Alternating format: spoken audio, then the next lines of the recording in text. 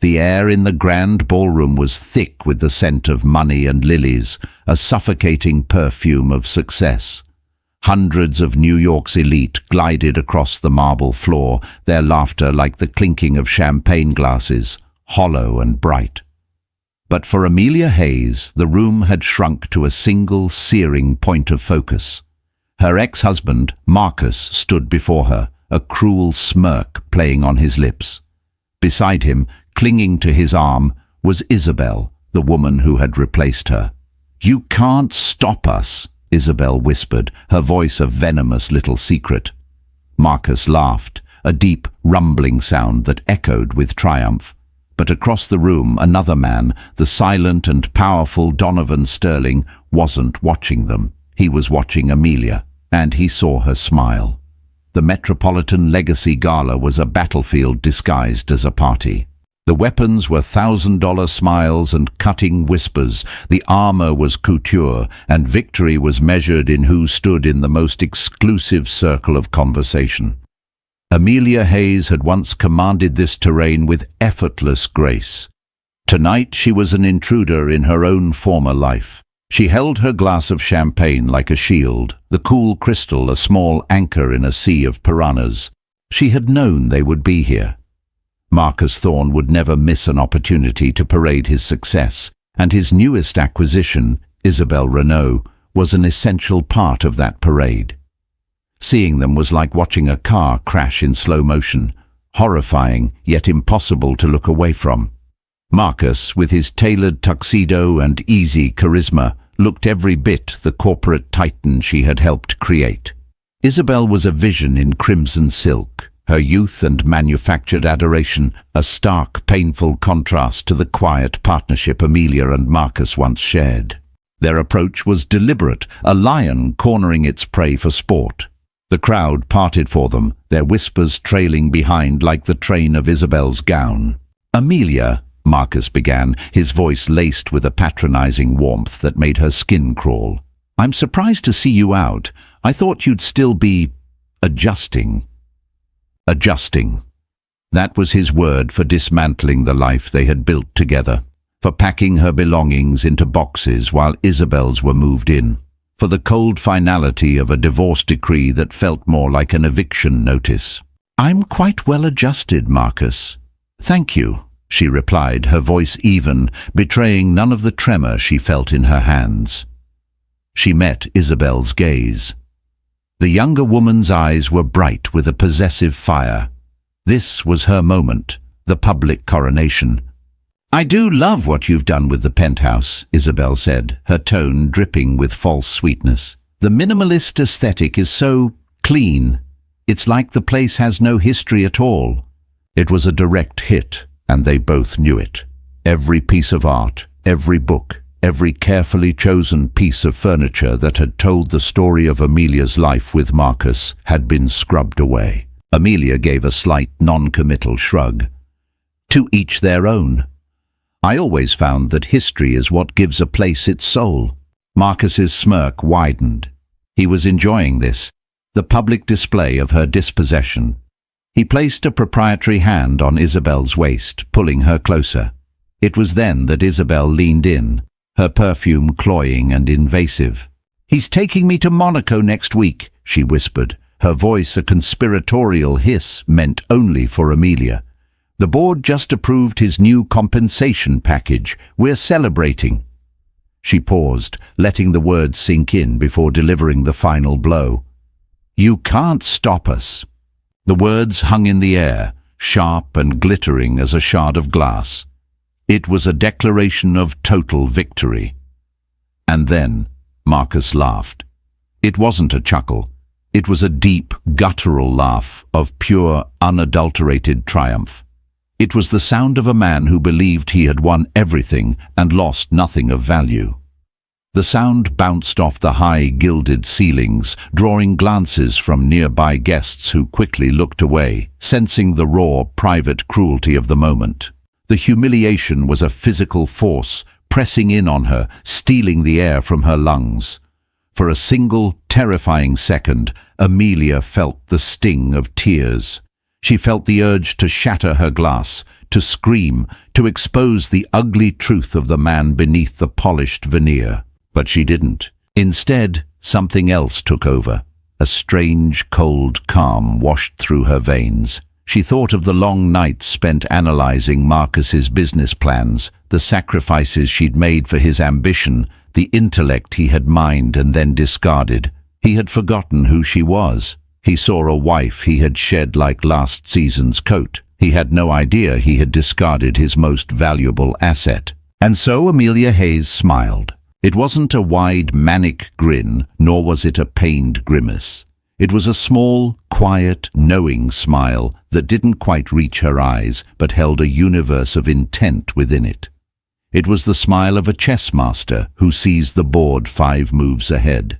It was a smile that said, "You have no idea what you've just done." The laugh died in Marcus's throat, his brow furrowed in confusion. Isabel's triumphant expression faltered. Her declaration was meant to break her, but Amelia's smile was a shield it could not pierce. It was an answer to a question they hadn't known to ask.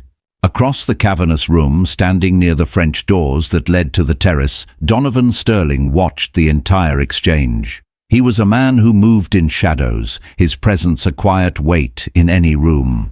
His empire was built on seeing what others missed, the subtle tells, the shifts in power, the hidden weaknesses.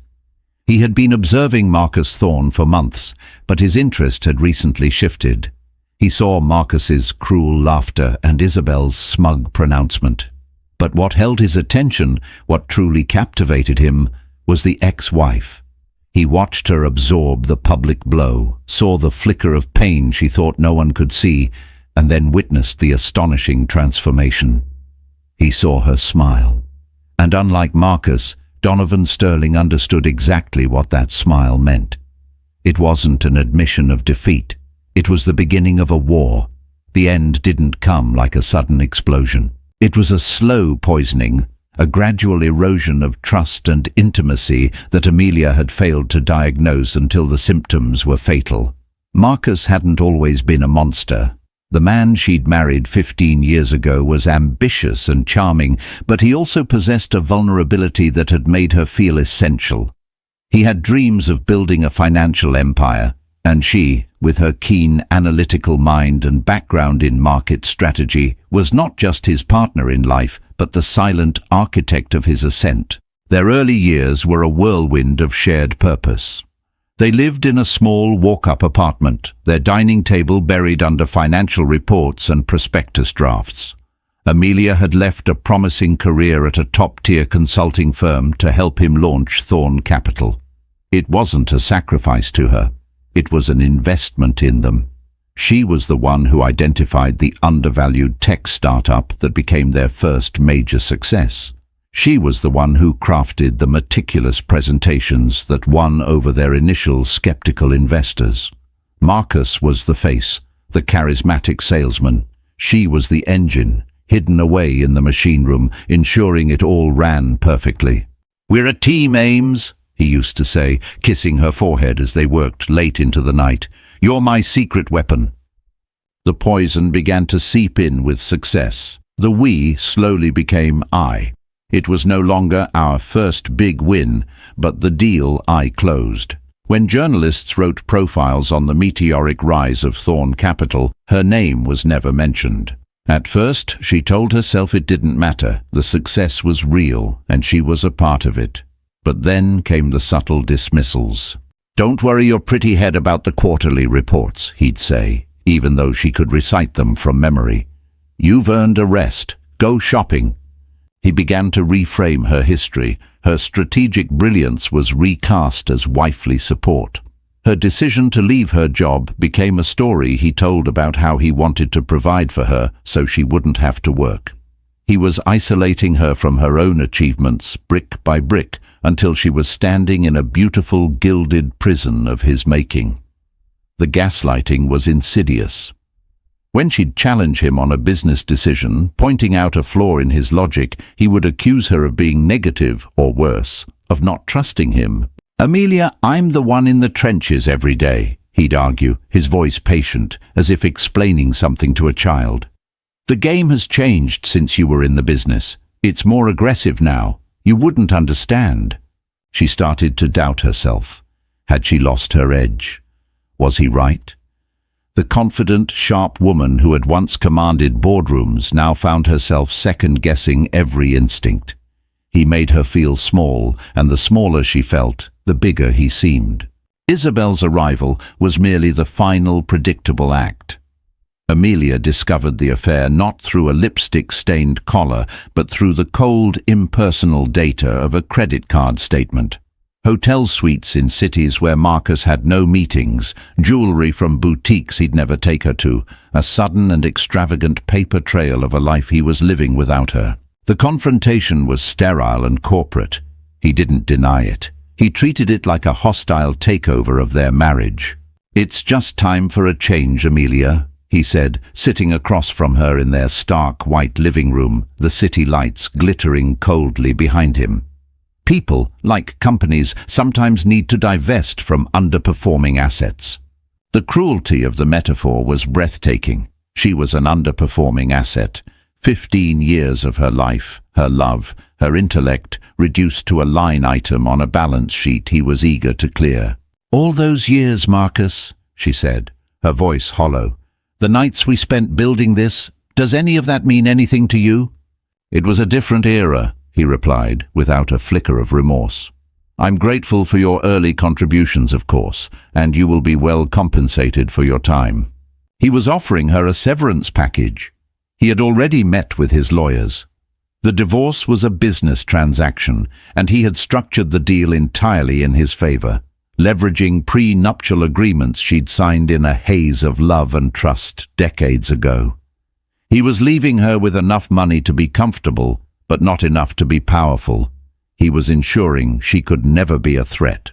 In the final days, as she packed her life into boxes, she found an old notebook from the early years. It was filled with her handwriting, market analysis, investment strategies, ideas she had sketched out that had become the very pillars of Thorn Capital. On one page, she had detailed a high-risk, high-reward acquisition strategy for a niche biotech firm. At the top of the page, Marcus had written, "Too risky aims. Let's stick to what we know." She remembered the argument. He had dismissed the idea as reckless.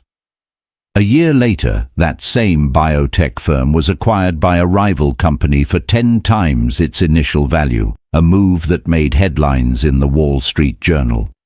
Marcus had never mentioned it again. Staring at her own prescient analysis, a cold fury began to replace her grief.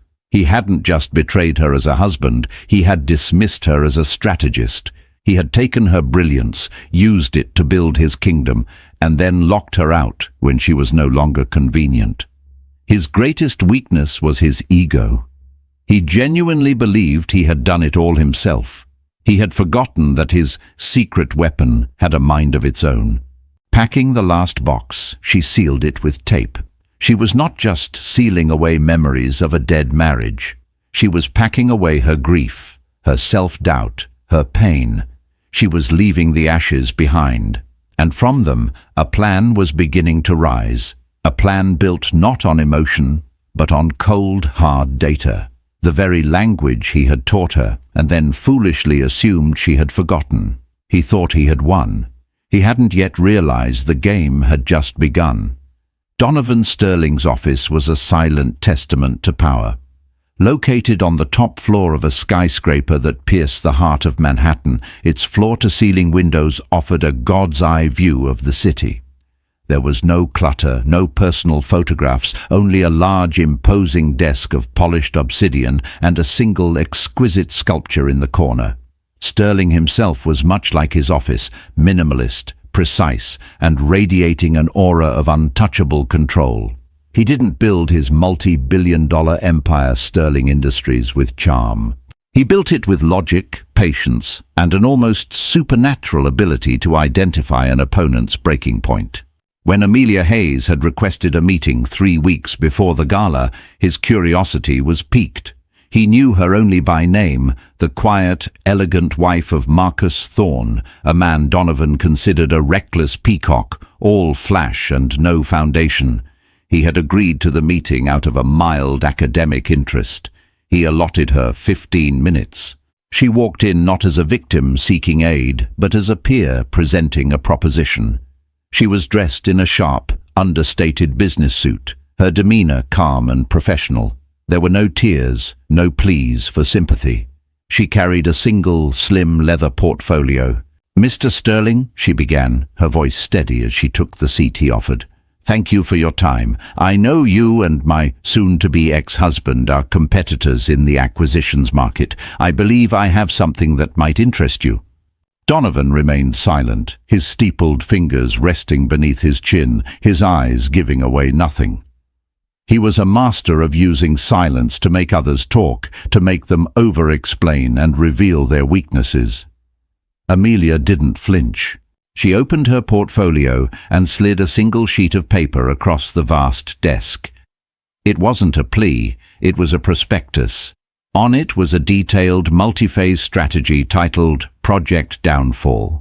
It was a plan to systematically dismantle Thorn Capital. "Marcus has built his company on a foundation of aggressive, high-leverage deals," Amelia explained, her tone clinical, as if discussing a case study. "He projects an image of invincibility, but his portfolio is dangerously overexposed, particularly in the European tech sector. He's arrogant. He believes his own press. That's his weakness." Donovan's gaze flickered down to the paper, then back to her. He was intrigued now. This was not the rambling of a scorned woman. This was the cold, precise language of a high-level strategist. "And you know this how?" he asked, his voice a low baritone. "Because I wrote the original business plan for Thorn Capital," Amelia stated, without pride or resentment. It was simply a fact. "I designed the initial investment models. I know where every pillar is, which means I also know which ones are load-bearing and which ones are hollow." She proceeded to lay out her plan. It was brilliant in its subtlety. It wasn't about a single crushing blow. It was about 1,000 cuts. It involved poaching key talent Marcus had grown complacent about, exploiting regulatory loopholes in his offshore holdings she knew he overlooked, and anticipating his next big acquisition target and getting there first. Not necessarily to buy it, but to drive up the price and force him to overpay, further stretching his resources. Donovan listened, his expression unreadable. He had paid his own teams millions to find a vulnerability in Thorn's empire, and they had found nothing this incisive, this intimate. Amelia wasn't just offering him a business plan, she was handing him a psychological blueprint of his rival. "Why come to me?" he finally asked. "This is a plan for revenge. It's personal." "Of course it's personal," Amelia admitted, her professional mask cracking for just a moment to reveal a flash of steel.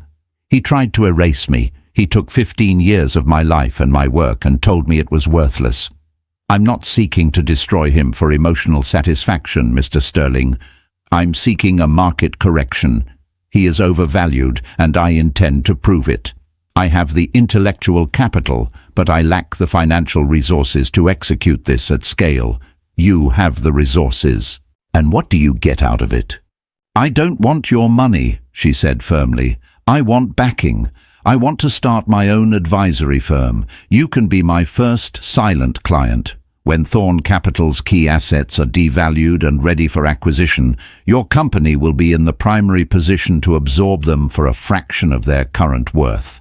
My payment will be my own success, built on the ruins of the company that discarded me." It was the audacity of the proposal that sealed it. She wasn't asking for a handout. She was offering him an opportunity, a partnership. She had weaponized her pain and turned it into a meticulously crafted plan for profit and justice. He stood up and walked to the window, looking down at the city below. He saw the world as a complex series of systems and levers. This woman understood the levers. "There is a gala in 3 weeks," he said, turning back to her. "At the Met. Thorn will be there with his new associate. He will try to humiliate you. He will need to validate his own decision. That will be your test. If you can face him in that room and not break, our alliance begins the next morning." Amelia stood, her composure absolute. "I won't break, Mr. Sterling." "I know," he said, a flicker of something that might have been respect in his dark eyes. He thinks he's in a victory parade. He doesn't realize he's marching into an ambush. The gala, therefore, was not the beginning of her humiliation, but the final step in her recruitment. Her smile, the one that had so confused Marcus and Isabel, was a signal to the man watching from across the room. It was a message that said, "The test is over. The alliance is forged. Let the games begin." The morning after the gala, the city was draped in a cool, grey mist, a fitting backdrop for the quiet war Amelia was about to launch. She didn't feel hungover from champagne, but from adrenaline. The memory of Marcus's confused face and Isabel's faltering arrogance was a potent cocktail, more intoxicating than any drink. Her new beginning wasn't in a gleaming high-rise, but in a modest, elegant office space she had leased in a discreet building in the Flatiron district. It was hers. The name on the frosted glass door was simple: Hayes Advisory Group. There was no fanfare, no announcement in the financial press. The most effective attacks are the ones the enemy never sees coming. Donovan Sterling was true to his word. A wire transfer of seed capital, designated as a consulting retainer, had appeared in her new business account before the banks even officially opened.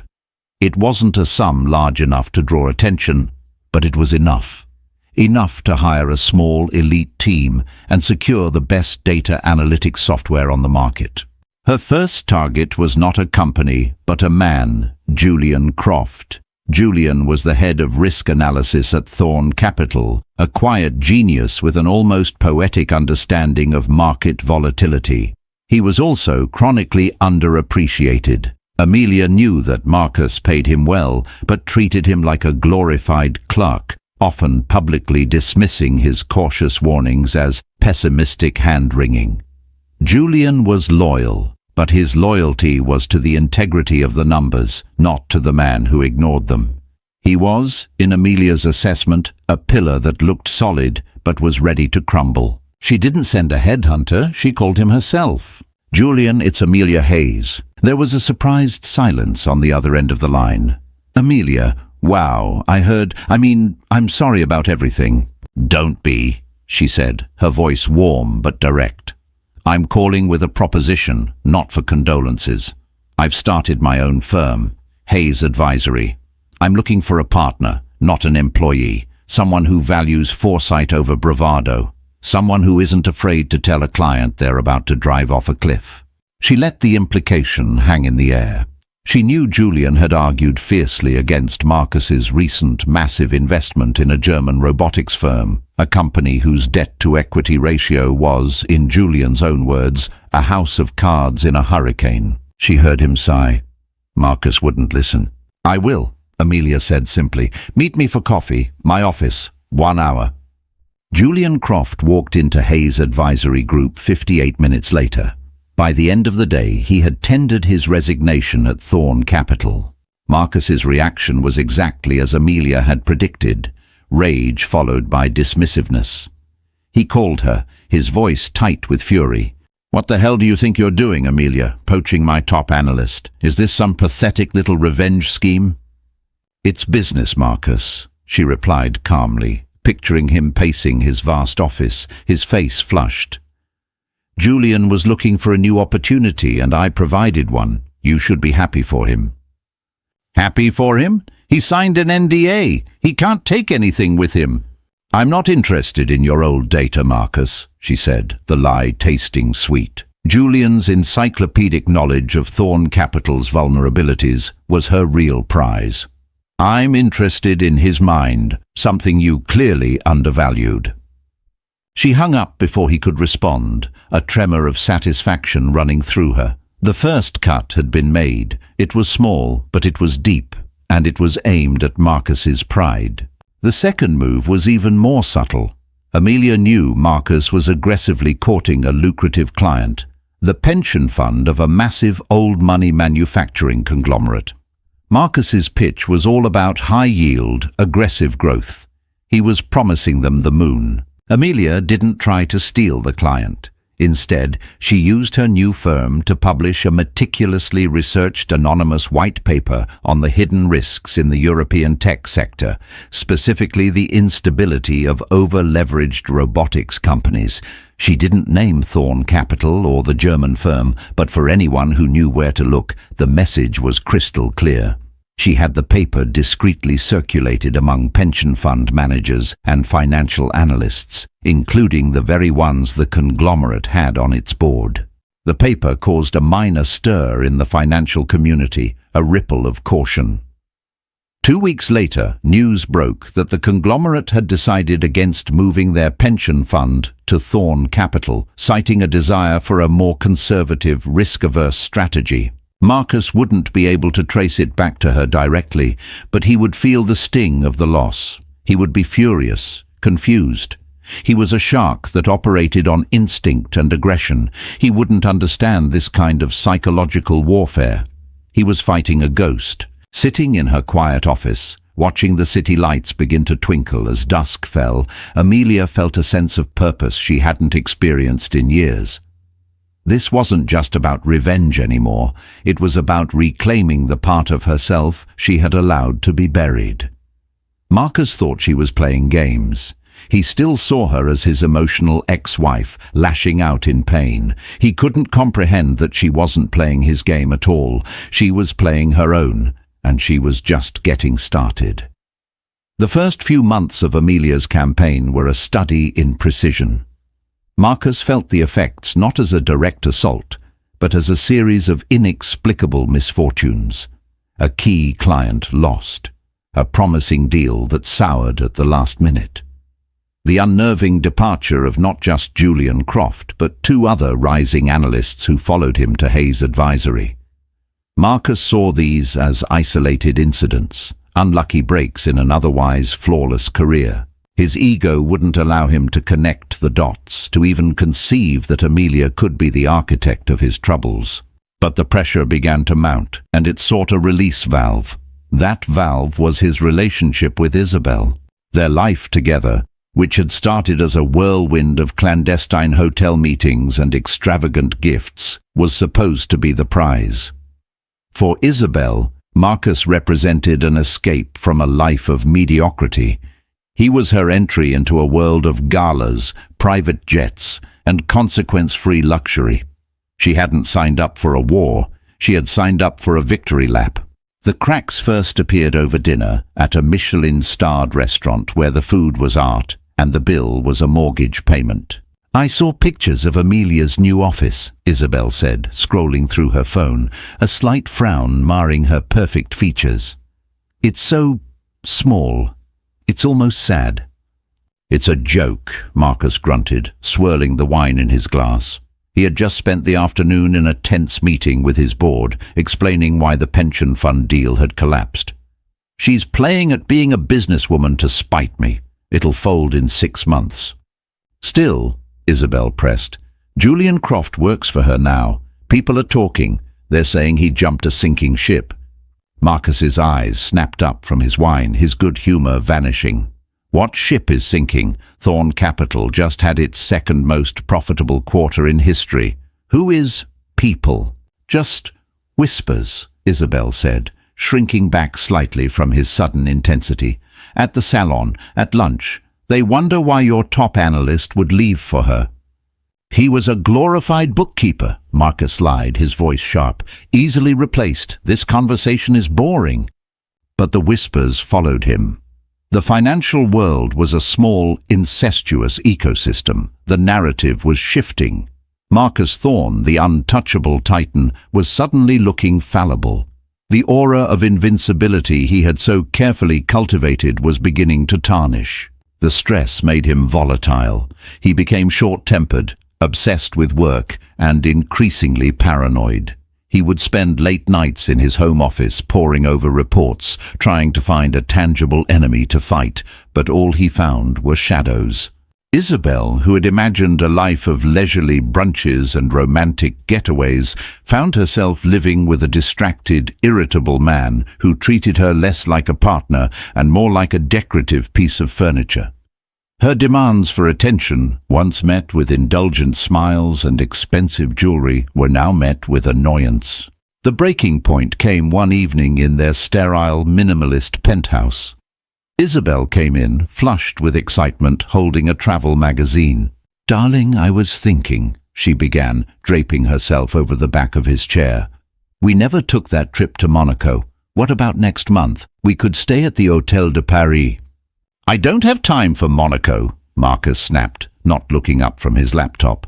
"We're in the middle of a major play for a controlling stake in Omnicorp. It's a delicate negotiation." "But you promised," she said, her voice turning petulant. "You said we would celebrate." "We'll celebrate when I close the damn deal," he roared, slamming his laptop shut. He stood up, his 6-foot frame towering over her. The easy charm was gone, replaced by a raw, ugly frustration. "Do you have any idea the kind of pressure I'm under? Do you think this empire runs itself? While you're out spending my money on $1,000 shoes, I'm at war." Isabel recoiled, her eyes welling with tears of shock and indignation. "Spending your money? I gave up my entire life for you. I stood by you while you dealt with that bitter shrew of an ex-wife. A shrew who, for all her faults, at least understood what it took to build this company." The words were out of his mouth before he could stop them. It was a fatal mistake, and they both knew it. He had invoked the ghost. He had admitted in a moment of rage that Amelia possessed a value that Isabel did not. The silence in the room was deafening. Isabel's face was a mask of cold fury. The illusion of their perfect romance, of her unequivocal victory over Amelia, had been shattered. She wasn't his partner, she was his distraction, and now that he was no longer distracted, she was becoming an annoyance.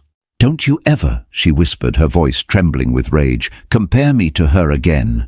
She turned and stormed out of the room. Marcus stood alone, the echo of his own words mocking him. He had won Isabel, but he was losing his grip. The cracks in his perfect facade were spreading, and he had the sinking feeling that the entire edifice was built on ground far less stable than he had ever imagined. The war he was fighting wasn't just in the boardroom anymore. It had followed him home. The Omnicorp acquisition was meant to be Marcus's masterpiece. It was a bold, aggressive move to absorb a smaller but highly innovative rival in the logistics technology space. Closing the deal would not only be immensely profitable, it would be a show of force, a definitive statement to the market that Thorn Capital was stronger than ever and that the recent whispers of its decline were unfounded. Marcus poured all his energy and a dangerous amount of liquid capital into the effort, determined to make it his triumphant checkmate. He saw it as the end of the game. For Amelia, it was the opening she had been waiting for. From the moment she'd heard murmurs of Marcus's interest in Omnicorp, she had set her own plan in motion. Julian Croft, with his intimate knowledge of Marcus's risk tolerance, confirmed her suspicions. "He'll over-leverage," Julian had said, pointing at a series of charts in their quiet office. "He's emotionally invested in this. He needs a public win, so he'll be willing to overpay. His ego is driving the negotiation, not his sense." Amelia didn't try to outbid him. That was a brute force tactic, and her methods were surgical. Instead, she and her small team at Hayes Advisory began a deep-dive investigation into Omnicorp, looking for the one thing Marcus, in his haste, would have overlooked. They spent weeks poring over patent filings, international shipping manifests, and technical journals. The discovery was buried in a dense, jargon-filled patent addendum from a subsidiary of Omnicorp based in South Korea. It was a critical software component for their flagship logistics platform, a component they didn't own, but licensed. The patent was held by a small, obscure tech firm in Seoul, a company so insignificant it barely registered on any financial analyst's radar. More importantly, the licensing agreement had a change of control clause. If Omnicorp was acquired, the new parent company would have to renegotiate the licensing terms from scratch. This was the linchpin. This was Marcus's blind spot. Amelia flew to Seoul. She didn't go as a competitor. She went as a potential partner. She met with the founders of the small Korean firm, a pair of brilliant but cash-strapped programmers. She didn't talk about Marcus Thorne or Omnicorp. Instead, she laid out a vision for their technology, showing them applications and markets they had never considered. She offered them a future. Then she made her move. Using a shell corporation funded by Donovan Sterling's Silent Capital, Hayes Advisory acquired a controlling interest in the small Seoul company. The transaction was so minor it didn't make the news. It was a pebble dropped into the ocean, but it was about to create a tsunami. Back in New York, Marcus was in the final stages of the Omnicorp deal. He had bullied the board, promised the sky, and agreed to a price that made his own advisors sweat. The contracts were drawn up. The press release announcing the acquisition was already written. The day before the deal was set to close, Omnicorp's board received a letter. It was from a law firm representing the small, formerly unknown tech firm in Seoul. The letter politely informed them that upon the acquisition by Thorne Capital, the license for their core software component would be terminated. It further stated that the new owners of the patent were not interested in relicensing the technology to any entity associated with Thorne Capital. They were, however, open to exclusive partnerships with other industry leaders. The effect was instantaneous and catastrophic. Without the license, Omnicorp's core product was worthless. The entire valuation of the company collapsed. The deal was dead on arrival. When the news reached Marcus, he was in a board meeting presenting the final numbers. His phone buzzed, and he glanced at the message from his legal team. The color drained from his face. He stared at the screen, his mind unable to process the words. It was impossible. A company he had never even heard of had just scuttled a billion-dollar deal. Within hours, the story leaked to the financial press. Thorne Capital's Omnicorp acquisition collapses over critical patent dispute. The fallout was brutal. Thorne Capital's stock, which had been inflated by the promise of the deal, plummeted by 30% in a single day. Billions in market value evaporated. The board, which had once revered Marcus, was now looking at him with undisguised fury. They demanded an emergency meeting. They wanted to know how their celebrated CEO had missed something so fundamental. How had he walked them and their investors off a cliff? Marcus locked himself in his office, the skyline of New York mocking him through the panoramic windows. He was shaking with a rage so profound it felt like a physical illness. This wasn't bad luck. This wasn't a coincidence. The precision of the attack was too perfect. The timing too devastating. He finally knew, with a certainty that chilled him to the bone, who was behind it. It wasn't a rival firm. It was the ghost. It was the quiet, underestimated woman he had dismissed as an underperforming asset. Amelia had done more than just cost him a deal. She had used his own arrogance as a weapon against him. She had shown his board, his investors, and the entire world that he was not an invincible titan. He was just a man, a reckless and flawed man who had been outmaneuvered by the one person he never even considered a player in the game. The power imbalance had not just shifted, it had been completely inverted. Desperation is a corrosive acid. For Marcus Thorne, it ate away the last vestiges of his polished charm, leaving behind the raw, snarling ego of a cornered animal. The Omnicorp disaster had triggered a cascade of failures. Lenders were calling in loans, investors were pulling out, and his board was openly discussing his removal. The empire he had built was crumbling around him, and he knew, with sickening clarity, who held the wrecking ball. He showed up at Amelia's office unannounced. He didn't bother with the receptionist, simply pushing past her and striding down the short hallway to the frosted glass door of Amelia's personal office. He threw it open without knocking. Amelia was standing at her window looking out at the city. She didn't seem surprised to see him. She turned slowly, her expression calm, her composure a stark contrast to his disheveled appearance. His tie was loosened, his hair was unkempt, and his eyes were wild with a mixture of fury and fear. This was not the confident, laughing man from the gala. This was a man on the verge of ruin. "You," he breathed, his voice a ragged whisper. This was all you. "Hello, Marcus," she said, her voice even. "You're trespassing." "Don't play games with me, Amelia," he shouted, taking a step into the room. "The Korean patent, the pension fund, Croft, all of it. You've been systematically trying to destroy me." "I haven't been trying to do anything, Marcus," she replied, her calm infuriating him further. "I've been succeeding. There's a difference."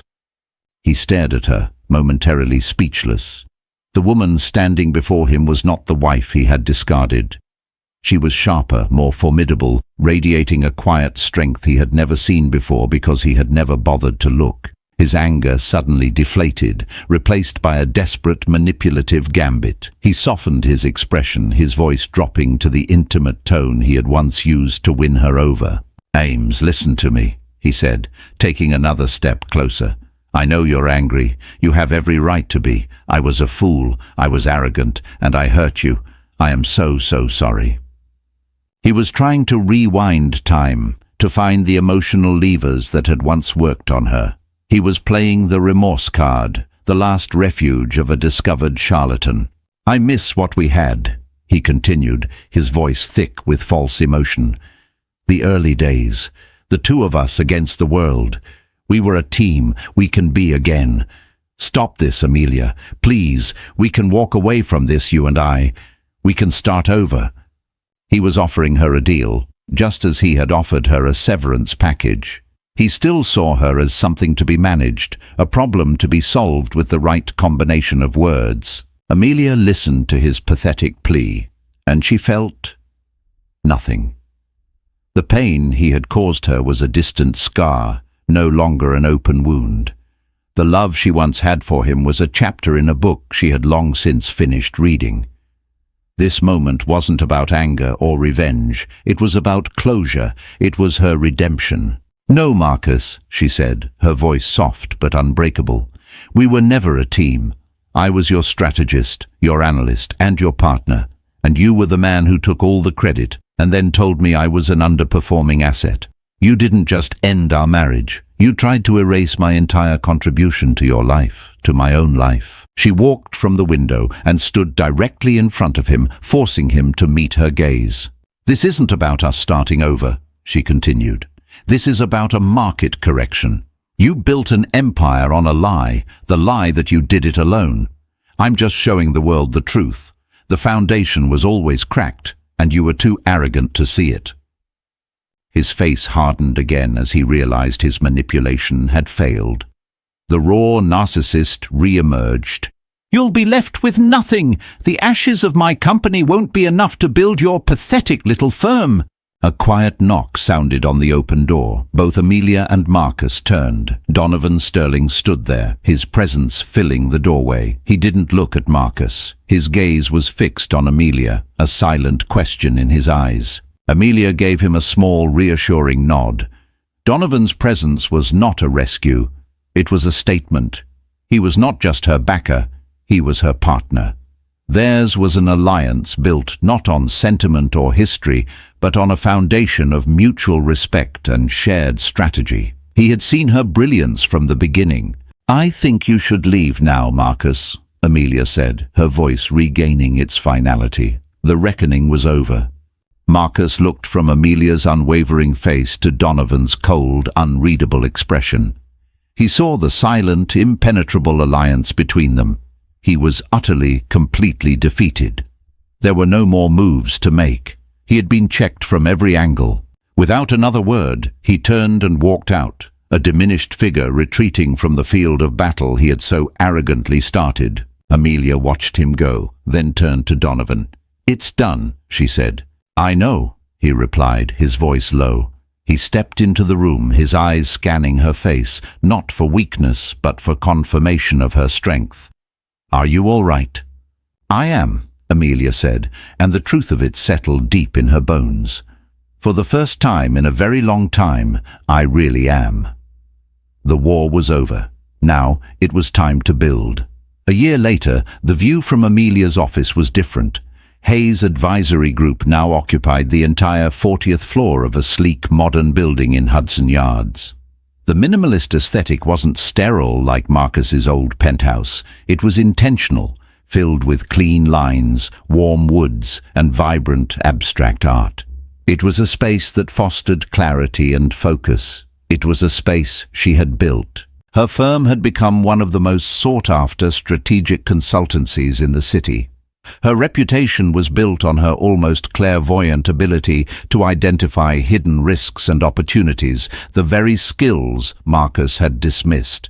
She didn't command rooms with volume, but with the quiet, undeniable weight of her intellect. She was respected, and more importantly, she respected herself.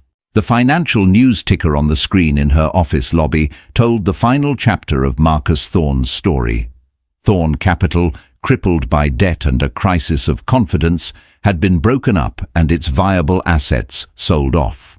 Sterling Industries had acquired the lion's share for pennies on the dollar, a move lauded by the press as a masterstroke of timing. Marcus himself was gone from the public eye, forced into a quiet, ignominious retirement. He was a footnote in the history of the empire he thought he'd built. Isabelle Renault had vanished even faster. Her social media accounts deleted, her presence in the high society columns replaced by the next ambitious young woman. Their great us had proven to be as hollow as their promises. Amelia felt no triumph in their demise, only a quiet sense of finality, of balance restored. Her focus was no longer on the past, but on the future she was actively creating. The door to her office opened, and Donovan Sterling walked in. Their relationship had evolved beyond the initial calculated alliance. It had deepened into a partnership that was both professional and personal, though it defied easy labels. It was built on the rare pleasure of two minds that moved at the same speed, that saw the world with the same strategic clarity. There was an easy comfort between them, a shorthand in their silences. He didn't speak, simply handed her a tablet. On the screen was a news alert. Hayes Advisory had just been named the lead strategic partner for a massive new green energy fund, a deal that would not only be incredibly profitable, but would also have a tangible, positive impact. It was the kind of work Amelia had always dreamed of doing, building something meaningful, something that lasted. She looked up at him, a genuine, radiant smile lighting up her face. It was nothing like the calculated, enigmatic smile she had worn at the gala. This one was real, earned, and completely her own. "Good work, Amelia," he said, his own lips curving into a rare, small smile. "Good work, Donovan," she corrected gently. "We did it." He walked to the vast window, looking out at the sprawling city below. Amelia came and stood beside him. The view was endless, a landscape of glass and steel shimmering under the afternoon sun. A year ago, this city had felt like a cage, a place of public humiliation and private grief. Now it felt like a kingdom of possibilities. She was not defined by the man who had tried to break her, nor by the one who had helped her rise. She was defined by her own resilience, her own intellect, her own unyielding refusal to be erased. She had faced the public scorn of an ex-husband and his mistress, endured the laughter, and answered their challenge not with words, but with a quiet, devastating victory that had reshaped her world. She had, in the end, stopped them. And in doing so, she had finally, truly, started her own life. From the ashes of a humiliating confrontation, Amelia Hayes didn't just rise, she rebuilt an empire in her own image. Her story is a powerful reminder that the quietest person in the room is often the most dangerous, and true power isn't about who laughs the loudest, but who has the last, most meaningful smile. It's a journey from being an underestimated asset to an unstoppable force, proving that the best revenge is not just living well, but strategically dismantling the world of those who wronged you. If Amelia's incredible story of resilience and redemption moved you, show your support by hitting that like button. Share this video with someone who needs to see that it's never too late to reclaim your power, and subscribe for more unforgettable stories of justice. What would you have done in her place? Let us know in the comments below. The sterile scent of the courtroom clung to Amelia's clothes like a shroud. a stark contrast to the fragrant aroma of lavender and chamomile that usually filled her small cottage.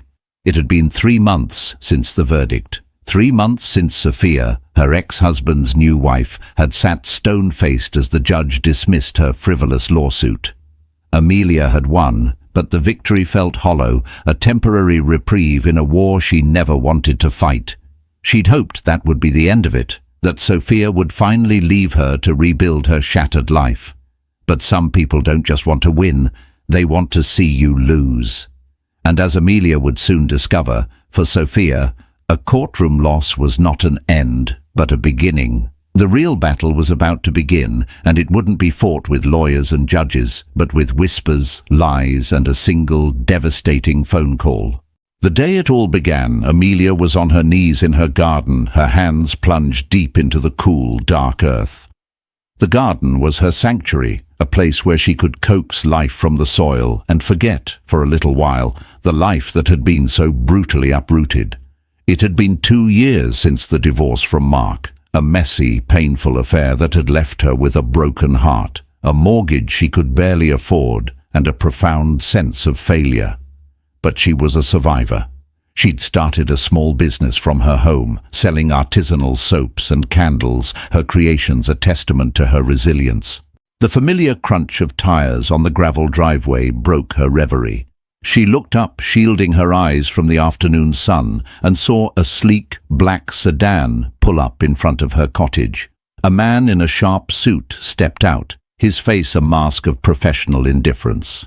He was holding a briefcase, and Amelia's stomach clenched. Men in suits never brought good news. "Amelia Hayes?" he asked, his voice crisp and impersonal. "Yes," she said, her voice barely a whisper. He handed her a thick envelope. "You've been served." The words hung in the air, heavy and suffocating. Served for what? She hadn't done anything wrong. She was just trying to live her life, to find some semblance of peace after the storm.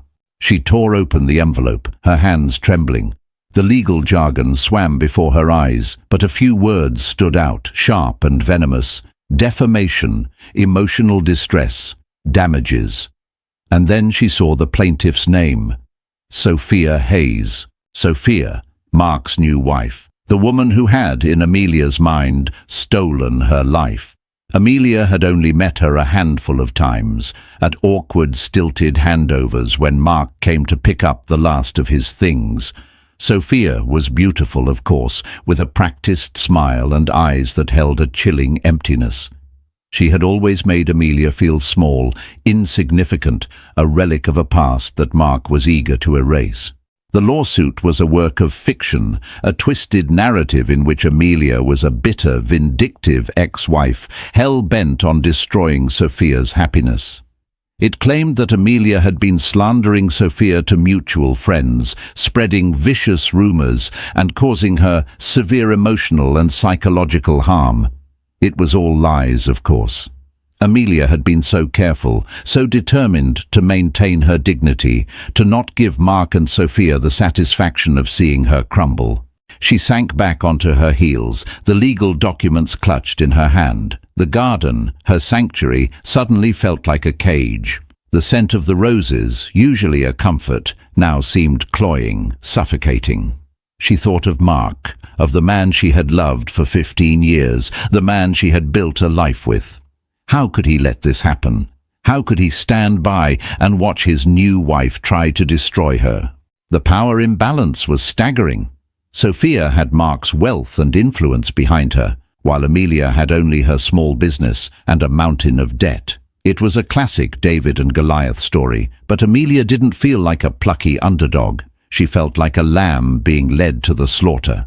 She spent the next few days in a daze, a fog of disbelief and despair. She barely ate, barely slept. The legal documents sat on her kitchen table, a constant mocking reminder of the nightmare that had become her life. She finally called a lawyer, a woman named Sarah, who had been recommended by a friend. Sarah was sharp, compassionate, and blessedly direct. "This is a classic intimidation tactic," Sarah said, after reading through the lawsuit. "She's trying to bully you, to bleed you dry financially and emotionally. But her case is weak. There's no evidence, just a lot of hearsay and conjecture. We can fight this, Amelia, and we can win." Sarah's words were a lifeline, a glimmer of hope in the darkness. But even with a good lawyer on her side, the fear was a constant companion. The psychological conflict was relentless. Sophia's accusations, though baseless, had a way of seeping into her consciousness, making her question herself. Was she bitter? Was she resentful? Had she, in some unguarded moment, said something that could be twisted and used against her? The hidden motives were what truly terrified her. This wasn't just about money or reputation. This was about something deeper, something more personal. Sophia wasn't just trying to win a lawsuit. She was trying to erase Amelia, to obliterate her from Mark's past and from her own future. It was a battle for her very existence, and Amelia knew with a chilling certainty that this was only the beginning. The first pre-trial hearing was a blur of legalese and veiled hostilities. Amelia sat beside Sarah, her hands clenched in her lap, her heart pounding a frantic rhythm against her ribs. Across the room, Sophia sat beside her own high-priced lawyer, a man with a smug smile and a predatory glint in his eyes. She was the picture of serene confidence, her posture perfect, her expression a carefully crafted mask of aggrieved innocence. Mark was there too, sitting a few feet behind her, a silent, stoic presence. He wouldn't meet Amelia's eyes. The weeks leading up to the trial were a grueling marathon of depositions and discovery. Sarah was a relentless advocate, meticulously dismantling Sophia's claims, exposing the inconsistencies and outright lies. But Sophia was a formidable opponent. She was cunning, manipulative, and a master of playing the victim. She had managed to convince a handful of their mutual acquaintances to testify on her behalf. Their stories a collection of half-truths and misremembered conversations, all twisted to paint Amelia as a jealous, unstable woman. The power imbalance was a constant suffocating weight. Sophia's legal team was a well-oiled machine, while Amelia was running on fumes, her savings dwindling with each mounting legal bill. She was forced to take out a second mortgage on her cottage, the one place she had felt safe, the one place that was truly hers. The psychological conflict was taking its toll. Amelia found it hard to sleep, her nights filled with anxious dreams. She lost weight, her once healthy appetite replaced by a constant knot of dread in her stomach. The joy she had once found in her work, in creating her soaps and candles, had been replaced by a weary sense of obligation. Her business, her lifeline, was suffering, her orders piling up, her creativity stifled by the all-consuming stress of the lawsuit.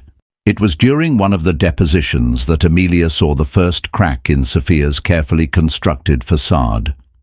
Sarah was questioning one of Sophia's witnesses, a woman named Karen, who had been a friend of both Amelia and Mark. Karen was clearly uncomfortable, her answers vague and evasive. "Mrs. Sterling," Sarah said, her voice calm and measured, "you testified that my client, Ms. Hayes, told you that she wished Sophia would disappear. Can you tell me the exact context of that conversation?" Karen shifted in her seat, her eyes darting towards Sophia. I don't remember the exact context. It was a while ago." "But you remember the exact words," Sarah pressed. "Yes, she said she wished Sophia would disappear." "Did she say it in a threatening way? Did she sound angry? Upset?" She was upset, yes, but I wouldn't say she was threatening." Sarah paused, letting the silence hang in the air. "Isn't it true, Mrs. Sterling, that what Ms. Hayes actually said was that she wished the whole situation, the divorce, the constant reminders of her failed marriage, would just disappear? That she wished she could just move on with her life?" Karen's face paled. She looked at Sophia again, a flicker of fear in her eyes. I might have misunderstood. It was a small victory, but it was a victory nonetheless. It was the first time Amelia had seen Sophia's carefully crafted narrative begin to unravel. It was the first time she had seen a chink in her armor. That night, Amelia couldn't sleep. The image of Karen's frightened face was seared into her mind. It was clear that Sophia had coerced her, had twisted her words, and used their friendship as a weapon. And if she had done it to Karen, who else had she manipulated? The next day, Amelia started making her own calls. She reached out to old friends, people she had lost touch with after the divorce, people who had known both her and Mark. It was a painful, humiliating process, dredging up the past, rehashing the details of her failed marriage. But she was no longer just a victim. She was a fighter. And then she got a break. A woman named Chloe, who had worked with Mark for years, agreed to talk to her. Chloe had always been kind to Amelia, had always treated her with a warmth and respect that was now so painfully absent in her life. "I never believed it, Amelia," Chloe said, her voice filled with a quiet sympathy. "I never believed you were the kind of person Sophia was making you out to be. She's a piece of work, that one." Chloe went on to tell Amelia about Sophia's reputation at the office. She was known for being ambitious, ruthless, and a master of office politics. She had a history of manipulating situations to her advantage, of using people and then discarding them when they were no longer useful. "She's done this before, Amelia," Chloe said, her voice dropping to a conspiratorial whisper. "Not a lawsuit, but she's made people's lives miserable. There was a woman a few years ago, another colleague. Sophia saw her as a threat, and she systematically destroyed her reputation. The woman ended up quitting, moving to another city. It was a chilling revelation, but it was also a validation. Amelia wasn't crazy. She wasn't imagining things. Sophia was a predator, and Amelia was just her latest prey. The information Chloe gave her was a game changer. It provided a pattern of behavior, a history of malice that Sarah could use to challenge Sophia's credibility. For the first time since she had been served with those papers, Amelia felt a surge of hope. She was still scared, still overwhelmed, but she was no longer alone. She had an ally, a witness who was willing to speak the truth. The trial was still a looming, terrifying prospect, but now, at least, she had a fighting chance. She had a chink in Sophia's armor, a crack in her perfect facade, and she was determined to use it to bring the whole rotten structure crashing down. The moral complexity of the situation was not lost on her. She was not a vengeful person, but she was being pushed to her limits. And she was discovering a strength she never knew she had, a fierce, protective instinct that was rising up to defend her life, her reputation, and her sanity.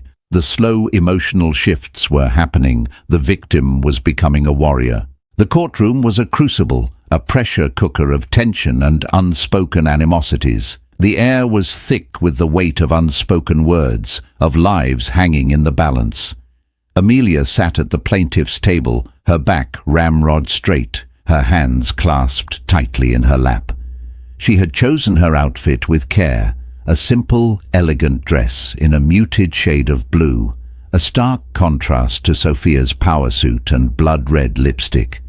She wanted to project an image of quiet dignity, of a woman who had been wronged but refused to be broken. The first few days of the trial were a blur of legal maneuvering and character assassinations. Sophia's lawyer was a master of insinuation, painting Amelia as a bitter, unstable woman, a scorned ex-wife obsessed with her former husband's new life. He called a parade of witnesses, each one adding a new layer to the carefully constructed fiction of Amelia's supposed vendetta. They spoke of hushed conversations, of misinterpreted glances, of words taken out of context. It was a masterclass in gaslighting, and Amelia could feel the jury's eyes on her, their expressions a mixture of pity and suspicion. But Sarah was a brilliant strategist. She chipped away at Sophia's case, her cross-examinations a masterclass in precision and control. She exposed the inconsistencies in the witnesses' testimonies, the gaping holes in their stories. She revealed their biases, their personal relationships with Sophia, their motivations for testifying against Amelia. One by one, Sophia's carefully chosen soldiers began to falter, their stories crumbling under the weight of Sarah's relentless questioning. The turning point came when Sarah called Chloe to the stand. Chloe was a breath of fresh air, a beacon of honesty in the stuffy, suffocating courtroom.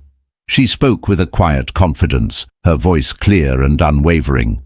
She told the court about Sophia's reputation at work, about her history of manipulation and deceit. She described in damning detail how Sophia had systematically destroyed the career of another colleague, a woman who had dared to challenge her.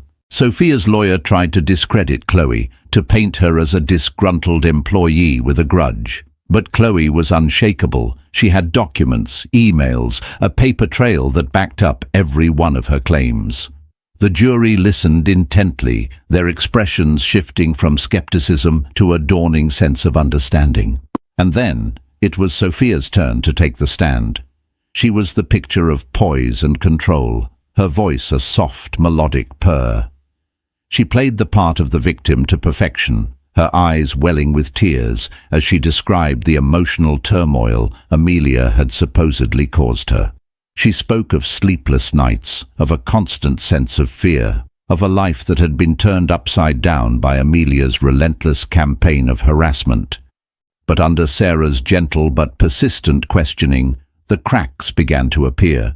Sophia's carefully rehearsed answers started to sound hollow, her emotional displays a little too theatrical. Sarah brought up Chloe's testimony, the emails, the pattern of behavior. Sophia's composure began to fray, her voice taking on a sharp, defensive edge.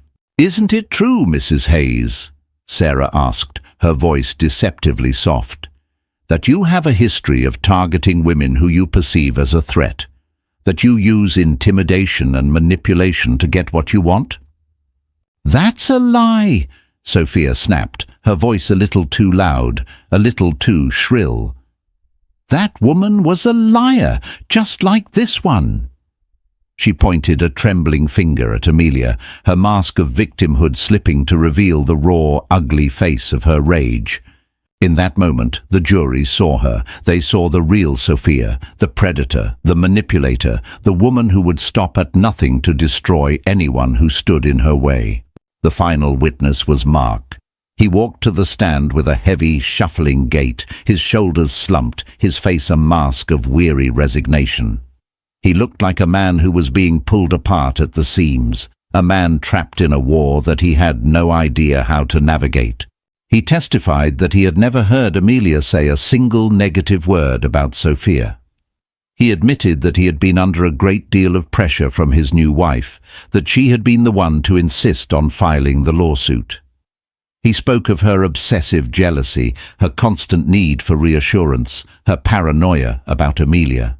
It was a devastating blow to Sophia's case. Her own husband, her supposed partner, had just exposed her lies to the entire courtroom. The closing arguments were a mere formality. The verdict, when it came, was swift and unanimous, not guilty. A wave of relief washed over Amelia, so powerful that it almost brought her to her knees. She had won. She had faced the monster, and she had won. But as she looked across the courtroom at Sophia, she saw something that chilled her to the bone. There was no remorse in Sophia's eyes, no hint of defeat. There was only a cold, hard fury, a burning hatred that was more terrifying than any lawsuit. Amelia had won the battle, but she had a sickening feeling that the war was far from over. She had a feeling that Sophia was not the kind of person who accepted defeat gracefully. She was the kind of person who, when one weapon failed, simply reached for another, more deadly one. And as Sophia stormed out of the courtroom, her face a thunderous mask of rage, Amelia knew that this was not the end. It was just the beginning of a new, more terrifying chapter. The aftermath of the trial was a strange, surreal limbo.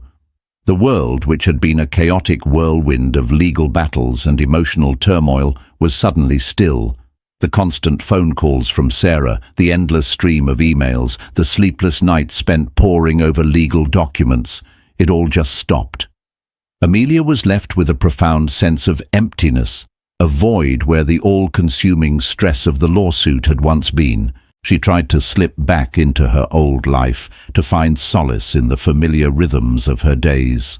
She threw herself into her work. her hands moving with a frantic energy as she mixed and poured, her small workshop once again filled with the comforting scents of lavender, chamomile and sandalwood. She took long walks in the woods behind her cottage, the rustle of the leaves and the song of the birds a soothing balm to her frayed nerves. But the peace was fragile, a thin veneer over a deep, abiding sense of unease. The image of Sophia's face, contorted with rage, was seared into her memory. She couldn't shake the feeling that she was being watched, that she was living on borrowed time. Every creak of the floorboards, every rustle of leaves outside her window sent a jolt of fear through her. Mark had called her a few days after the trial, his voice thick with a mixture of apology and self-pity. He told her he was sorry for everything she had been through, that he had never wanted it to go this far. He painted a picture of a man trapped in a toxic marriage, a man who was just as much a victim of Sophia's manipulations as Amelia was. Amelia listened, her heart a cold, hard knot in her chest. A part of her, a small, foolish part, wanted to believe him, to feel a flicker of the old sympathy she had once had for him. But she couldn't. He had made his choice. He had stood by and watched as his new wife tried to destroy her. He was not a victim. He was a coward. "I have to go, Mark," she said, her voice flat and devoid of emotion, and she hung up. The slow emotional shifts within her were profound. The woman who had once been so desperate for Mark's approval, so willing to forgive his flaws, was gone. In her place was a woman who was learning to rely on herself, to trust her own instincts, to draw a line in the sand and say, "No more." She started taking self-defense classes, the physical exertion a welcome release for her pent-up anxiety. She installed a new security system in her cottage, the blinking red light a small, reassuring presence in the darkness. She was no longer a passive victim, waiting for the next blow to fall. She was preparing for battle. And then, one crisp autumn afternoon, it came. She was in her garden, harvesting the last of her tomatoes, when she saw a car pull up to her driveway. It wasn't a sleek black sedan this time, but a nondescript white van with the words "Child Protective Services" emblazoned on the side. Her blood ran cold. She had no children. Why would they be here? Two women got out of the van, their faces a mixture of professional concern and weary resignation. They introduced themselves as social workers and asked if they could come inside. Amelia led them into her small, sun-filled living room, her mind racing, her heart pounding a frantic tattoo against her ribs. "We've received a report," the older of the two women said, her voice gentle but firm, "of a child living in this residence who may be in danger." Amelia stared at them, her mind struggling to process their words. "A child? There are no children here. I live alone." The women exchanged a look, a flicker of something that looked like pity in their eyes. "The report was very specific," the younger woman said. "It mentioned a young boy, about 7 years old, named Leo. Leo.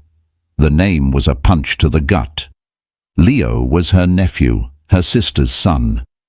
He had spent a week with her over the summer, a joyous, chaotic week filled with laughter, finger-painting, and trips to the local ice cream parlor.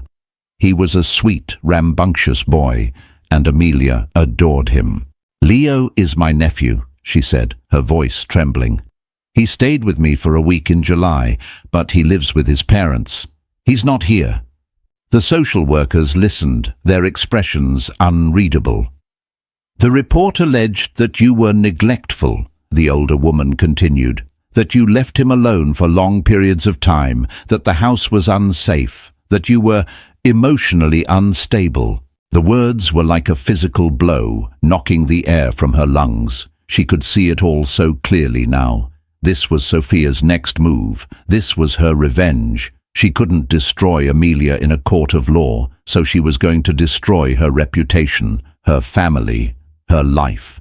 The social workers asked to look around the house. Amelia complied, her body moving on autopilot, her mind a maelstrom of fear and rage. They inspected every room, their eyes scanning for any sign of neglect, of danger, of the unstable woman described in the report. They found nothing, of course. Her home was clean, safe, filled with the warmth and love that she poured into her work, into her life. But the damage had been done. The seed of doubt had been planted. The betrayal was a bitter, metallic taste in her mouth. This wasn't just about her anymore. Sophia had crossed a line. She had brought an innocent child into her sick, twisted game. The psychological conflict was a raging battle in her mind. She wanted to scream, to rage, to hunt Sophia down and make her pay for what she had done, but she knew that was what Sophia wanted. She wanted Amelia to lose control, to become the unstable woman she had painted her to be. But Amelia was not that woman. She was a survivor, she was a fighter, and she was not going to let Sophia win. As the social workers left, their faces a mixture of confusion and apology, Amelia knew that this was a turning point. The calm was over. The storm had arrived. And this time, she was ready for it. She was not just fighting for herself anymore. She was fighting for Leo, for her family, for the truth. And she would not back down. The visit from Child Protective Services was a brutal, calculated strike designed to shatter Amelia's already fragile sense of security. For a few days, she was adrift in a sea of despair. The violation of her home, the insidious nature of Sophia's attack, the fact that she had used an innocent child as a pawn in her twisted game, it was almost too much to bear. But then something shifted. The fear, the despair, it began to curdle, to harden into a cold, clear rage. This was not just about her anymore. This was about justice. It was about protecting her family from a woman who clearly had no moral compass, no sense of decency. The redemption she sought was no longer just about rebuilding her own life. It was about stopping Sophia from destroying anyone else's. She called Sarah, her voice shaking but resolute. She explained what had happened, the visit from CPS, the false accusations. Sarah listened, her silence a testament to the gravity of the situation. "This is a serious escalation, Amelia," Sarah said, her voice grim. "She's playing a dangerous game, but she's also made a mistake, a big one." "What do you mean?" Amelia asked. "She's left a trail," Sarah explained. "Filing a false report with CPS is a crime. We can use this. We can go on the offensive." The words were a spark in the darkness, a flicker of hope in the suffocating gloom. For the first time, Amelia felt a sense of power, a sense of control. She was no longer just a victim, a pawn in Sophia's game.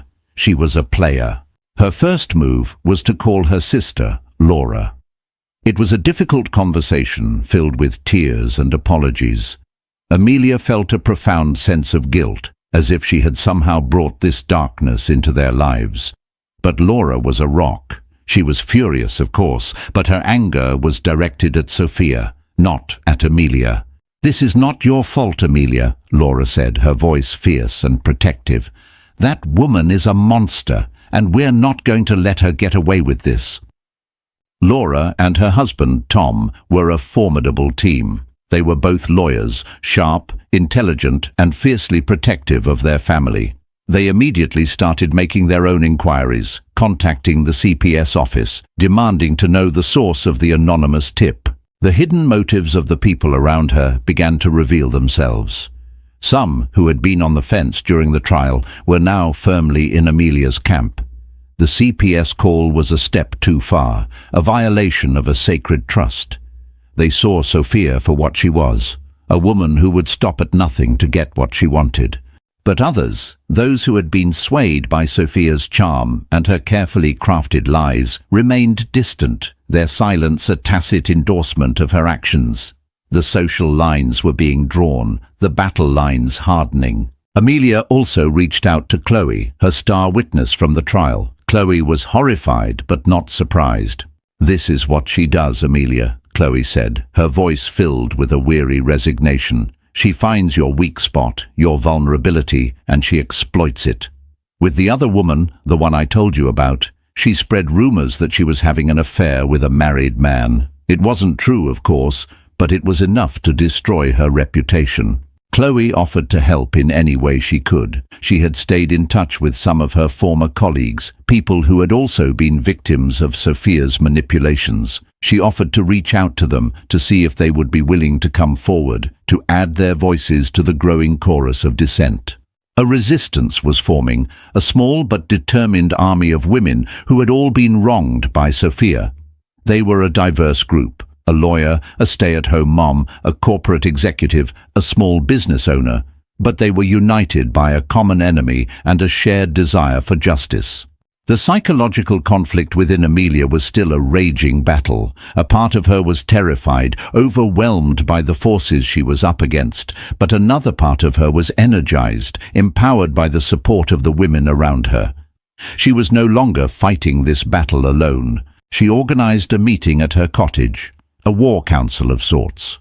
Laura, Chloe, and a few of the other women gathered in her cozy living room, their faces a mixture of anger and determination. They shared their stories, their experiences with Sophia, the different ways she had tried to undermine and destroy them. It was a powerful, emotional evening. There were tears, of course, but there was also laughter, a sense of camaraderie, of shared strength. They were no longer just a collection of individual victims. They were a collective, a force to be reckoned with. They started to strategize, to pool their resources, their knowledge, their skills. Laura and Tom would handle the legal side of things, building a case against Sophia for filing a false report. Chloe and the other women would gather evidence, document every instance of Sophia's harassment and manipulation. And Amelia, the reluctant leader, the woman who had just wanted to be left alone, found herself at the center of it all, a symbol of resilience, a beacon of hope for all the women Sophia had tried to silence. The moral complexity of their mission was not lost on them. They were not seeking revenge, not in the traditional sense. They were seeking justice. They were fighting to expose a predator, to protect future victims, to create a world where women like Sophia were not allowed to wield their power with impunity. The slow emotional shifts were happening all around them. Women who had once been afraid were now finding their voices. Women who had once felt isolated were now finding community. And Amelia, the woman who had lost everything, was in the process of finding something far more valuable, her purpose. The battle was far from over, but for the first time she felt like she had a real chance of winning. While Amelia and her newfound allies were busy building their case, Sophia was not idle. She was a master of manipulation, a predator who knew how to set a trap. She had been publicly humiliated, her carefully constructed image shattered by the trial, and she was not about to let that go. She started a smear campaign, a subtle but insidious assault on Amelia's character. She used social media, a network of well-connected friends, and a handful of local gossip columnists to spread her poison. The narrative was always the same.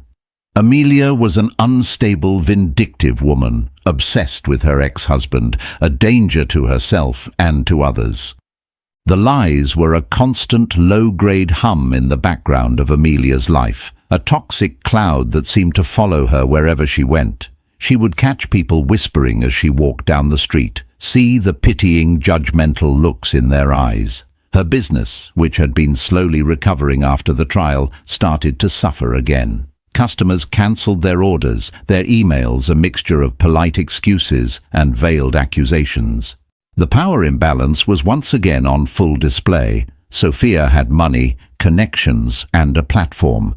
Amelia had the truth, but in the court of public opinion, the truth was often a casualty of the more sensational story. The psychological conflict was a daily battle. Amelia had to constantly remind herself of who she was, of her own worth, in the face of Sophia's relentless campaign to define her. She leaned heavily on her support system, on the women who had her back, who knew the truth and who refused to let Sophia win. And then, Sophia made her next move. She went after Amelia's business, her lifeline, the one thing she had built for herself in the aftermath of her divorce. She filed a series of anonymous complaints with the local health department, claiming that Amelia's workshop was unsanitary, that her products were unsafe, that she was using a host of banned and dangerous chemicals. A health inspector showed up at her cottage unannounced, a clipboard in his hand and a stern, skeptical look on his face. He went through her workshop with a fine-toothed comb, testing her products, swabbing her surfaces, his every move a silent accusation. Amelia was a meticulous craftswoman. Her workshop was spotless. Her ingredients were all natural, organic, and ethically sourced. She had nothing to hide, but the inspection was a violation, another intrusion into her life, another attempt to break her spirit. The inspector found nothing, of course. He gave her a clean bill of health, his report a testament to her professionalism and her commitment to quality. But once again, the damage had been done. The rumor had been planted, the seed of doubt had been sown. But Sophia wasn't done. Her next attack was even more personal, more cruel. She started to target the people around Amelia, the people who had stood by her, who had dared to defy her. She sent an anonymous email to Chloe's boss, accusing her of corporate espionage, of leaking company secrets. The accusation was baseless, of course, but it was enough to trigger an internal investigation, to cast a shadow of suspicion over Chloe's career. She started a vicious rumor about Laura, claiming that she was having an affair with a colleague. The rumor spread like wildfire, a toxic cocktail of gossip and innuendo that threatened to destroy Laura's marriage and her professional reputation. It was a classic predator's tactic. Isolate your prey, cut them off from their support system, make them feel alone and vulnerable. The moral complexity of the situation was a heavy weight on Amelia's shoulders. She felt a profound sense of guilt. These women, her friends, her allies, were being targeted because of her. They were paying the price for her fight. She called another meeting, her voice heavy with a mixture of despair and resolve.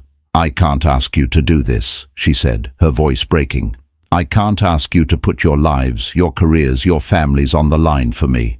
But the women were unshakable. They were no longer just fighting for Amelia. They were fighting for themselves. They had all been victims of Sophia's manipulations, and they were not about to back down now. "We're in this together, Amelia," Laura said, her voice fierce and unwavering. "She's not just attacking you, she's attacking all of us, and we're going to fight back." The slow emotional shifts were happening in all of them. The fear was still there, a constant, nagging presence, but it was being overshadowed by a growing sense of anger, of righteous indignation. They were not just a resistance anymore, they were a revolution. They redoubled their efforts, their determination fueled by Sophia's escalating attacks. They gathered more evidence, documented every instance of her harassment, every lie, every threat. They built a timeline, a detailed, irrefutable record of her reign of terror. And then they got a break. A former personal assistant of Sophia's, a young woman who had been fired for a minor infraction, contacted Chloe. She had seen one of the articles about the trial, had recognized the pattern of behavior, and had decided that she could no longer stay silent. She had evidence, hard evidence, emails, text messages, recordings, a treasure trove of documentation that exposed Sophia's manipulations, her lies, her utter lack of morality. It was the smoking gun they had been looking for, the final piece of the puzzle, the weapon that would finally bring the predator down. The trap had been set, but it was not Amelia who was about to walk into it. It was Sophia, and she had no idea what was coming. The final confrontation was not in a courtroom, but in the sleek, sterile boardroom of Mark's company. Amelia and her allies had decided to take the fight to Sophia's home turf, to the source of her power and influence. They had sent a carefully worded letter to the company's board of directors, outlining their case against Sophia, providing a detailed summary of the evidence they had collected. They had requested a meeting, a chance to present their findings in person. The board, a group of powerful, influential men who had a vested interest in protecting the company's reputation, had reluctantly agreed. They were skeptical, of course, but the evidence was too compelling to ignore. Amelia walked into the boardroom with her head held high, a quiet confidence radiating from her. She was not the same woman who had trembled in a courtroom just a few months ago. She was a warrior, a leader, a woman who had found her voice and her power. She was flanked by her allies, Laura, Chloe, and the other women who had been targeted by Sophia. They were a formidable force, a united front of resilience and determination. Sophia was already there, sitting at the head of the long, polished table, a smug, self-satisfied smile on her face. Mark was beside her, his expression a mixture of anxiety and confusion. He looked like a man who was about to witness a car crash in slow motion. The meeting began, and Amelia laid out their case, her voice calm and steady. She told the board about the lawsuit, the false report to CPS, the smear campaign, the attacks on her business and her friends. She presented the evidence, the emails, the text messages, the recordings. As she spoke, Sophia's composure began to crumble. Her smile faltered, her face paled, her eyes darted around the room, looking for an escape. The men on the board, who had initially been dismissive, were now listening intently, their expressions a mixture of shock and dawning horror. Chloe spoke next, her voice filled with a quiet dignity. She told the board about her own experiences with Sophia, about the colleague whose career had been destroyed, about the toxic, fearful environment that Sophia had created at the company. And then the former personal assistant, the young woman with the smoking gun, took the floor. She played a recording, a phone conversation between Sophia and one of her society friends. In the recording, Sophia could be heard laughing, boasting about how she was going to destroy Amelia, how she was going to make her life a living hell. She described in chilling detail her plan to file the false report with CPS, to use Amelia's own nephew as a weapon against her. The room was silent, the only sound the damning, undeniable evidence of Sophia's own voice. Mark looked as if he had been punched in the gut. He stared at his wife, his face a mask of disbelief and betrayal. The woman he had married, the woman he had defended, was a monster. The unmasking was complete. The predator had been exposed. The chairman of the board, a man with a reputation for being ruthless but fair, cleared his throat. "Mrs. Hayes," he said, his voice cold and hard, "do you have anything to say for yourself?" Sophia opened her mouth, but no words came out. She looked at Mark, a desperate, pleading look in her eyes, but he wouldn't meet her gaze. He just shook his head, a single devastating gesture of repudiation. The redemption was not a sudden, dramatic event, but a slow, quiet unfolding. It was in the look of respect on the faces of the board members, in the quiet, supportive squeeze of Laura's hand, in the profound sense of peace that settled over Amelia as she walked out of that boardroom. The battle was over, and she had won. The fallout from the boardroom meeting was swift and brutal. Sophia, stripped of her power and her influence, was a pariah. The board of directors, in a desperate act of damage control, issued a public statement condemning her actions and announcing a full-scale investigation into her conduct at the company. Mark, finally seeing his wife for the monster she truly was, filed for divorce. The prenuptial agreement, which had been a source of so much contention in his divorce from Amelia, was now his saving grace. Sophia, who had married for money and power, was about to walk away with nothing. The news spread like wildfire through their social circle, a juicy piece of gossip that was too delicious to ignore. The same people who had whispered about Amelia, who had judged and condemned her, were now clucking their tongues in sympathy, their fickle allegiances shifting with the changing tides of public opinion. Amelia watched it all from a distance, a quiet observer of the life that was imploding in her rearview mirror. She felt no joy in Sophia's downfall, no sense of vindication. Only a profound sense of sadness for the woman who was so consumed by her own hatred, so lost in her own darkness, that she had tried to pull everyone else down with her. The moral complexity of her victory was not lost on her. She had not set out to destroy Sophia, only to protect herself. But in doing so, she had been forced to become a warrior, a strategist, a woman who was willing to fight fire with fire. And she was not entirely sure how she felt about that woman. Her life began to return to a semblance of normalcy, but it was a new normal, a different kind of peace. The lawsuit, the smear campaign, the constant sense of fear, they had all left their mark. She was stronger, more resilient, but she was also more guarded, more wary of the darkness that could lurk behind a beautiful smile.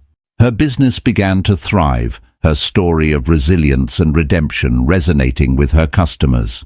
She received a flood of orders, her small workshop once again a hive of activity. She hired an assistant, a bright, eager young woman who shared her passion for creating beautiful handcrafted things. Her relationships with her friends and family, which had been tested by the fire of Sophia's attacks, were now stronger than ever. They had faced the storm together, and they had emerged on the other side, their bonds forged in the crucible of shared adversity. One crisp, sunny afternoon, a few months after the boardroom meeting, Amelia was in her garden, her hands once again plunged into the cool, dark earth. She was planting a new rose bush, a symbol of new beginnings, of life and beauty and hope. She heard a car pull up to her driveway, and for a moment, a flicker of the old fear returned. But then she saw who it was. Mark. He got out of his car, his movements slow and hesitant. He looked older, more tired than she had ever seen him. He was no longer the confident, charismatic man she had once loved. He was a man who had been broken, a man who was paying the price for his weakness, his cowardice. He walked towards her, his eyes filled with a deep, abiding sadness. "Amelia," he said, his voice barely a whisper, I just wanted to say, I'm sorry." She looked at him, at the man who had been her husband, her partner, her best friend, and she felt nothing. The anger, the hurt, the betrayal, it was all gone. All that was left was a quiet sense of peace, of closure. "I know, Mark," she said, her voice soft and gentle. "I know." He stood there for a moment as if he wanted to say more, but the words wouldn't come. He just nodded, a single, heartbreaking gesture of defeat, and then he turned and walked away.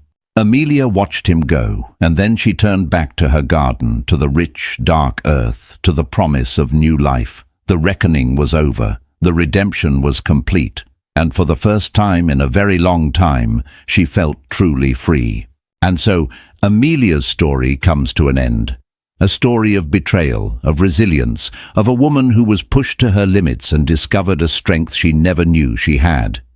It's a reminder that sometimes the greatest victories are not the ones we win in a courtroom, but the ones we win in our own hearts. It's about finding the courage to stand up for yourself, to fight for what's right, and to never let anyone extinguish your light. If you were moved by Amelia's story, if you've ever felt like you were up against a force that was bigger than you, then please give this video a thumbs up. Share it with someone who might need to hear this message of hope and resilience. And don't forget to subscribe to our channel for more stories that will touch your heart and inspire your soul. Thank you for watching.